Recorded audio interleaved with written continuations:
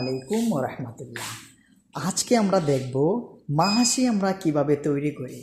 তো দেখতেই পাচ্ছেন আমাদের মাহাসির যে বড় আরবিতে এটাকে সাহান বলা হয়। দেখুন আমরা মাহাসিতে কি কি দিয়েছি তো জানবো ইকবাল ভাইয়ের কাছ থেকে। তো ইকবাল ভাই, আমরা মাহাসিতে কি কি দিয়ে থাকি, কিভাবে মাহাসি পাক করি আমরা? এখানে 3 ধরনের সবজি আছে, যাকে বলা হয় বাংলাদেশে হাতে ক্যাপসিকাম, আলু, তারপরে হচ্ছে আপনার কুচা। এই আরবিতে বলে এটাকে আপনার ফিলফিল রুমি পাতাতাস কুচা।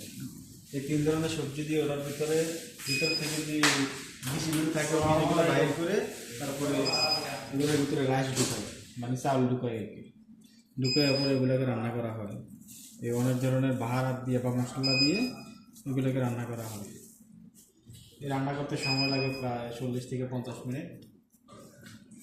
বাকি এটা কিন্তু এগুলোকে মাছি কুদার বলে। এখনো তো আমাদের মাহাসিটা হয় নাই না?